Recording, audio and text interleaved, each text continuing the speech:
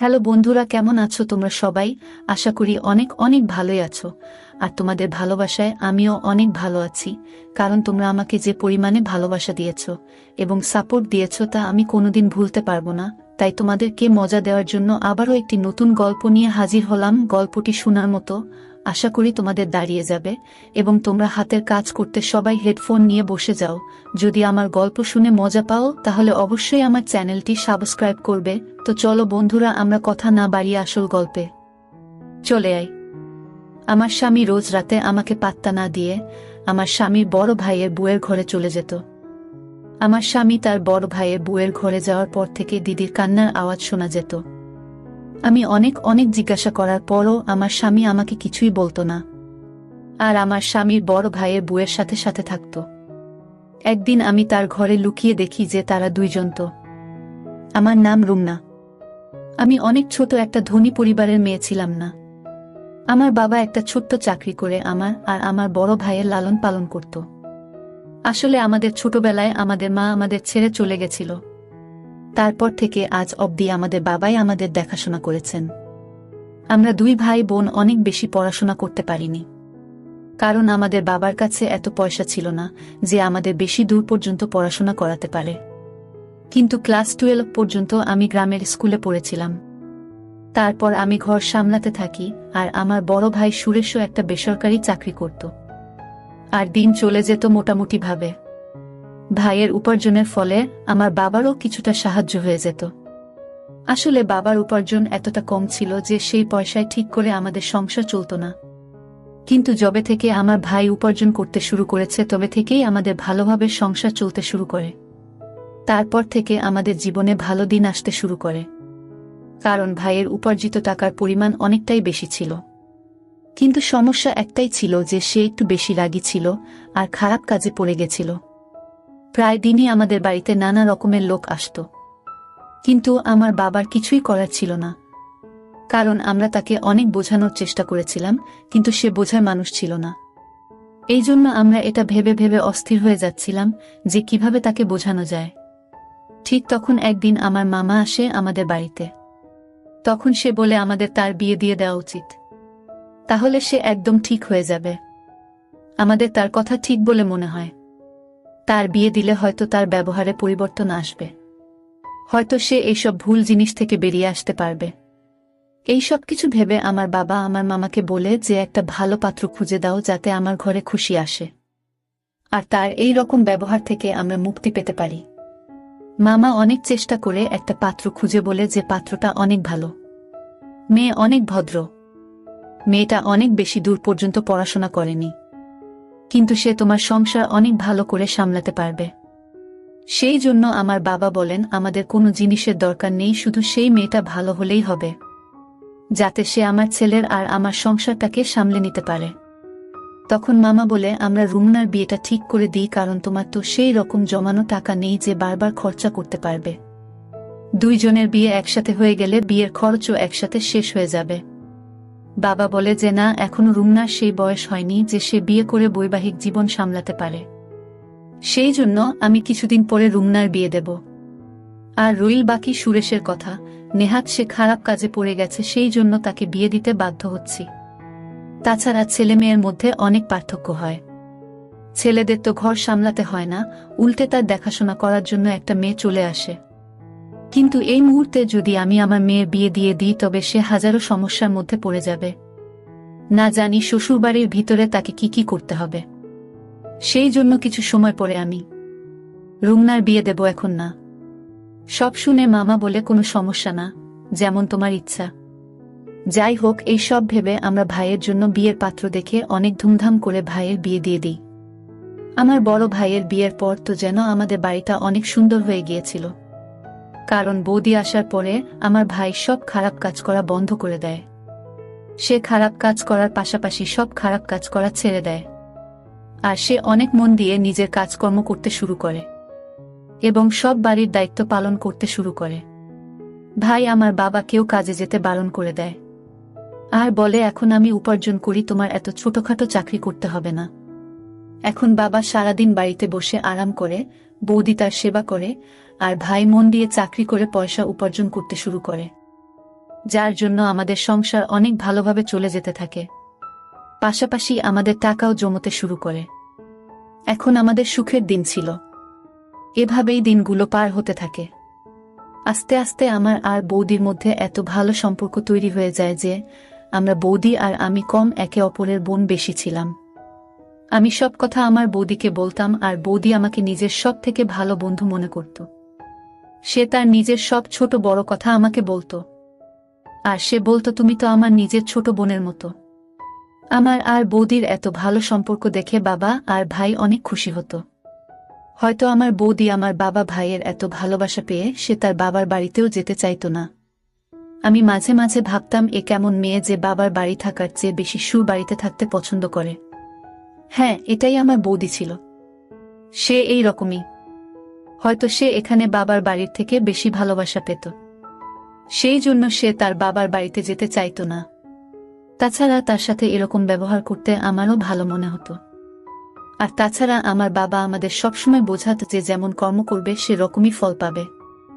আর যদি আমি আমার বৌদির সাথে ভালো ব্যবহার করি তাহলে পরবর্তীকালে আমিও শ্বশুরবাড়ি গিয়ে ভালোভাবে থাকতে পারব। এইভাবেই আমি সবার সাথে মিলেমিশে থাকি। এখন আমার মামা আবার আমাদের বাড়িতে এসে বলে, এখন তো আর কোনো সমস্যা নেই। এখন তো সুরেশের বিয়ে হয়েছে, অনেক দিন হয়ে গেল। এখন আমাদের রুমনার জন্য পাত্র দেখা উচিত, কারণ এখন রুমনার বিয়ের বয়স হয়ে গেছে।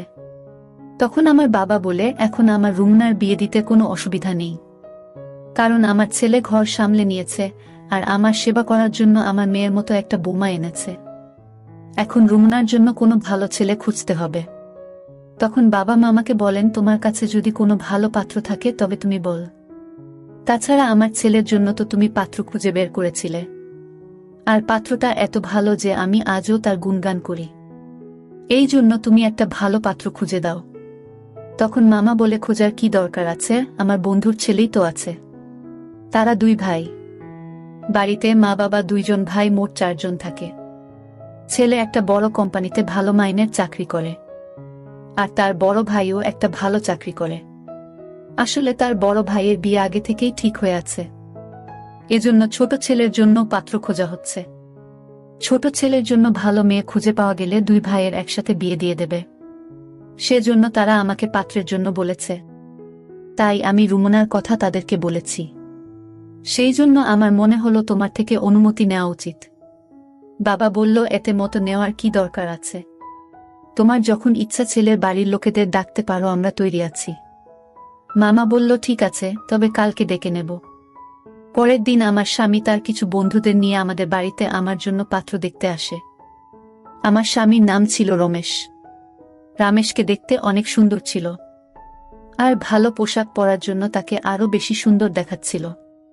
রমেশকে দেখে তো আমার হুশ উড়ে গেল। আমি বুঝতে পারছিলাম না যে এত সুন্দর ছেলে কি আমাকে পছন্দ করবে। কিন্তু যখন নিজেদের মধ্যে কথা বলার জন্য আমাদের 2 জনকে একা জায়গায় ছেড়ে দেওয়া হয়, তখন রমেশের কথা আমার মন ছুঁয়ে যায়। রমেশ এত মিষ্টি করে, এত ভালো করে কথা বলছিল যে মনে মনে আমি তাকে নিজের স্বামী হিসেবে স্বীকার করে নিয়েছিলাম। আর পাশাপাশি ভগবানের কাছে প্রার্থনা করছিলাম যেন কোনো রকমে আমাদের বিয়েটা হয়ে যায়। কারণ প্রতিটা মেয়ের একটা স্বপ্ন থাকে যে তার স্বামী দেখতে সুন্দর হবে, ভদ্র হবে। আর এই সমস্ত গুণ রমেশের মধ্যে ছিল। আমি কি করে তাকে ছেড়ে দিই? তখন আমি ভাবি, যদি আমার ভাগ্যে রমেশ থাকে তো নিশ্চয়ই তার সাথে আমার বিয়ে হবে। যাই হোক, তারা আমাকে দেখে বাড়ি চলে যায়। আর কিছুদিন পরে ফোন করে বলে যে আমাকে তাদের অনেক পছন্দ হয়েছে। এইভাবেই আমাদের বিয়ে ঠিক হয়ে যায়। আমি আর রমেশ ফোনে কথা বলতে থাকি। এইভাবেই দিন পার হতে থাকে। রমেশের সাথে কথা বলতে আমার একটুও ভয় হতো না। আমি পুরোপুরি রমেশকে ভালোবেসে ফেলেছিলাম। আর এইভাবেই আমাদের বিয়ের দিন কাছে আসতে থাকে। আমাদের বাড়িতে আত্মীয়রা আসতে শুরু করে দিয়েছিল। আর আমার বড় ভাই বিয়ের দায়িত্ব অনেক ভালোভাবে সামলে নিয়েছিল। সে কোনো জিনিসের অভাব রাখেনি। এত সুন্দর পরিবেশ তৈরি করেছিল, দেখে মনে হচ্ছিল মেয়ে নয়, যেন ছেলের বিয়ে হচ্ছে। অনেক ভালো করে আমার বাবা আর আমার ভাই আমার বিয়ে দিতে চেয়েছিল। বলতো, রুমনার বিয়েতে কোনো জিনিসের অভাব যেন না হয়। বাবা বলল, আমি কখনো চাই না যে রুমনার এটা মনে হোক যে তার মা থাকলে আরো ভালো করে বিয়ে হতো। কিন্তু আমার মায়ের অভাব তো সে চেয়েও পূরণ করতে পারবে না। তবে সে আমার জন্য এত কিছু করছিল যে আমি তার ঋণ কোনোদিন শোধ করতে পারবো না। কিন্তু এত আত্মীয়দের ভিড়েও আমার মায়ের কথা অনেক বেশি করে মনে পড়ছিল। আমি কাউকে এটা বোঝাতে দিইনি, কারণ আমি চাইছিলাম না যে সবার মন খারাপ হয়ে যাক, তারা সবাই অকারণেই চিন্তিত হয়ে পড়ুক।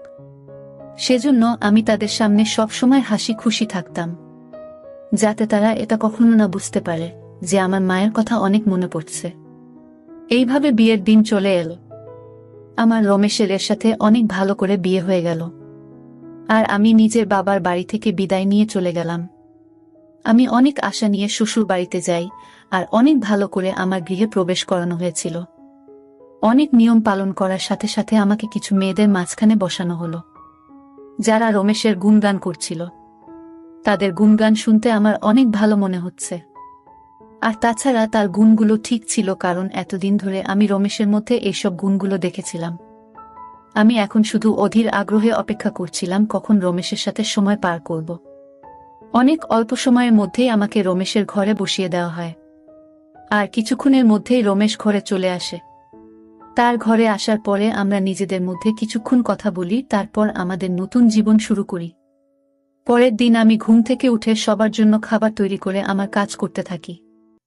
আমি আমার বড় দিদির সাথে অনেক ভালো মিশে গিয়েছিলাম। আসলে রমেশের বিয়ের দিন তার বড় ভাইয়েরও বিয়ে হয়েছিল। আমাদের দুইজন বউকে একসাথে গৃহপ্রবেশ করানো হয়েছিল, আর আমাদের দুইজনেরই আজকে এই বাড়িতে প্রথম দিন ছিল। আমরা দুইজনে মিলে একসাথে মিষ্টি বানাই আর সবার মন জয় করে নিই। এখন আমি আমার স্বামী বড় ভাইয়ের বউকে বড় দিদির মতো মানতে শুরু করেছিলাম। আমি তার সেবাও করতাম। আমার বড় দিদিও অনেক খুশি ছিল। আমরা দুইজন বোনের মতোই থাকতাম, আর আমাদের মধ্যে অনেক ভালো সম্পর্ক তৈরি হয়ে গিয়েছিল।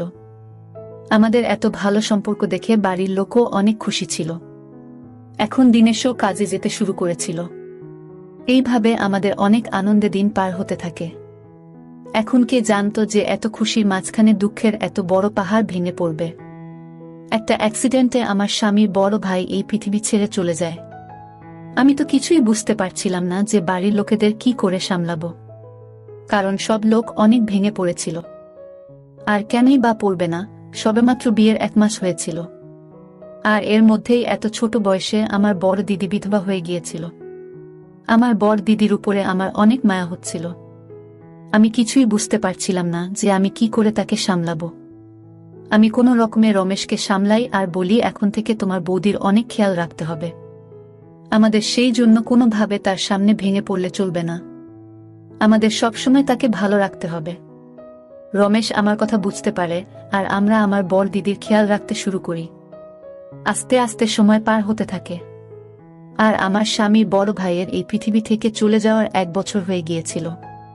আমাদের বাড়িতে সবাই বলে যে আমার বড় দিদির বিয়ের মাত্র 1 মাসের মধ্যেই তার স্বামী এই পৃথিবী ছেড়ে চলে যায়, আর তার জীবন শুরু হওয়ার আগেই শেষ হয়ে যায়। তাই সবাই মিলে ঠিক করে যে আমার বড় দিদির আবার বিয়ে দেবে, যাতে সে তার ভবিষ্যৎ জীবনে সুখী থাকে। বেচারির না কোনো সন্তান ছিল আর না স্বামী। সে একলা কি করে এত বড় জীবন পার করবে? কিন্তু আমার বড় দিদি বলে আমি যখন থেকে বিয়ে করে এই বাড়িতে এসেছি, সেই দিন আমি আমার স্বামীকে কথা দিয়েছিলাম, আর আমি যতদিন বাঁচব এই বাড়ির বউ হয়েই থাকব। আর আমি আমার এই কথা সারা জীবন পালন করব। তাতে আমার কোনো সন্তান থাকুক আর না থাকুক। যখন রমেশের সন্তান হবে তখন আমিও তাকে নিজের সন্তানের মতো আদর করব, ভালোবাসব।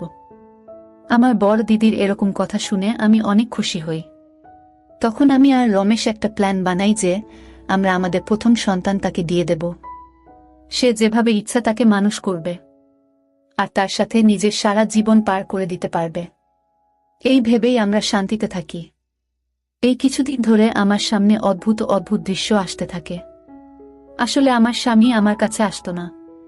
সন্ধে হতেই আমার স্বামী আমার স্বামীর বড় ভাইয়ের বউয়ের ঘরে চলে যেত, আর আমার স্বামী তার ঘরে যাওয়ার সাথে সাথে আমার স্বামীর বড় ভাইয়ের বউয়ের অনেক আওয়াজ আসত। এমন মনে হতো যেন সে কাঁদছে। আমি এটা কিছুতেই বুঝতে পারতাম না যে রমেশ আমার বড় দিদির ঘরে গিয়ে তার সাথে কি করে।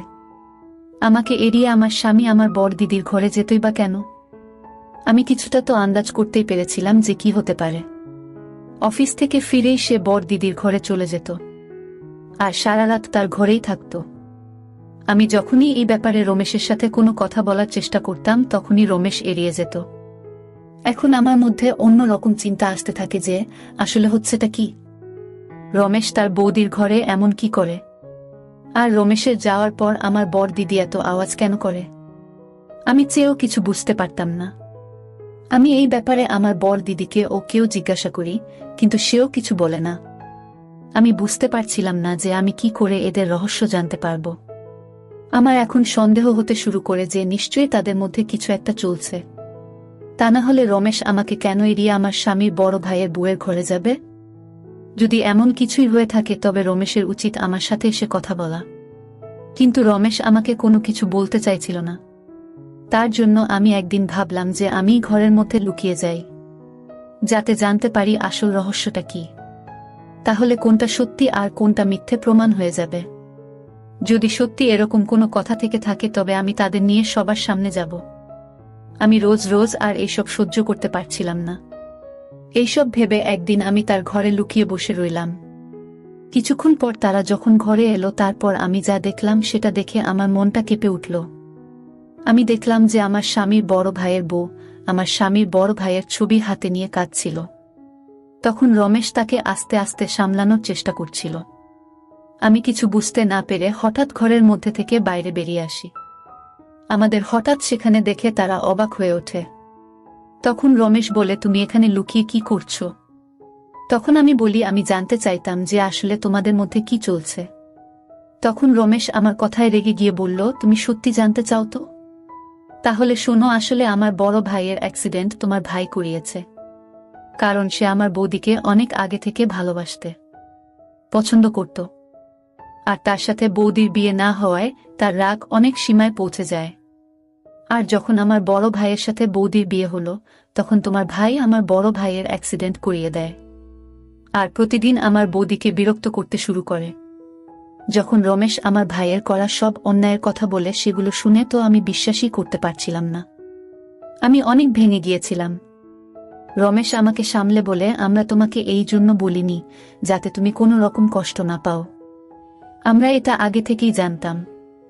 আমি রোজ রাতে ওই জন্য বৌদিকে বোঝাতে আসতাম যে কোনোভাবে যেন রুমনা এইসব কথা না জানতে পারে, আর এই ব্যাপারটাকে আমরা যে কোনোভাবে মিটিয়ে নিতে চাইতাম। আমরা চাইতাম যে তোমার ভাই নিজে থেকে বুঝতে পারে, কারণ দুই পরিবারের সম্পর্ক আমি কোনোভাবেই নষ্ট হতে দিতে চাইতাম না। রাগ আমারও হতো, সে আমার বড় ভাইকে শেষ করে ফেলেছিল। কিন্তু আমি তোমার মুখের দিকে তাকিয়ে কোনো কথা বলিনি। যখন এইসব কথা আমার সামনে এলো তখন আমার মনটা কেঁপে উঠল। আমি চেয়েও আমার চোখের পানি আটকাতে পারিনি। আমি তো ভেবেছিলাম যে আমার ভাই ঠিক হয়ে গেছে, কিন্তু সে তো এত বড় কাজ ঘটিয়ে ফেলেছিল। আমি রমেশকে বললাম, তুমি তাকে শাস্তি দেবে কিনা এটা তোমার ব্যাপার, কিন্তু আমি তো তাকে সাজা দিয়ে ছাড়ব। যখন এইসব কথা আমি বাড়িতে জানাই তখন তারা পুলিশকে ফোন করে, আর পুলিশ এসে তাকে গ্রেফতার করে নিয়ে যায়। আমি সৃষ্টিকর্তাকে অশেষ ধন্যবাদ জানাচ্ছিলাম যে তিনি আমাকে এমন একজন স্বামী দিয়েছে যে সব সময় আমাকে বোঝায়, আমাকে সামলে রাখে।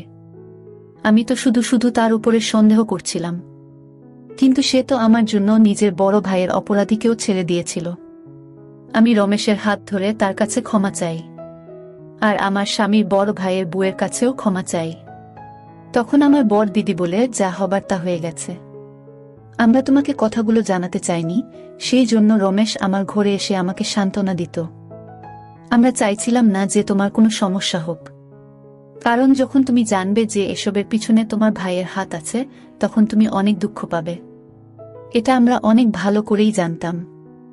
আমি আমার স্বামীর বড় ভাইয়ের বুকে ধরে কাঁদতে থাকি। তখন রমেশ বলে, তুমি ঘাবড়ে যেও না। আমি রমেশের দিকে তাকিয়ে ভাবতে থাকি, এত ভালো স্বামী যে আমাকে সবসময় সমস্যা থেকে বাঁচায়, আর আমি কি করে তাকে সন্দেহ করলাম। এখন আমার নিজের উপরও লজ্জা পাই। আর আমি রমেশ আর আমার স্বামীর বড় ভাইয়ের বউয়ের চোখের দিকেও তাকাতে পারছিলাম না লজ্জায়। বন্ধুরা, আজকের ভিডিওটা এখানেই শেষ করলাম। অনেক কষ্ট করে ভিডিওটি আপনাদের জন্য বানিয়েছি। যদি ভিডিওটি আপনাদের ভালো লেগে থাকে তাহলে একটা লাইক করবেন এবং চ্যানেলটি অবশ্যই সাবস্ক্রাইব করবেন। এই আশা ব্যক্ত রেখে আপনাদের কাছ থেকে বিদায় নিচ্ছি আমি। দেখা হবে আগামীকালের নতুন কোনো ভিডিওতে। সে পর্যন্ত সবাই ভালো থাকুন, সুস্থ থাকুন। ধন্যবাদ।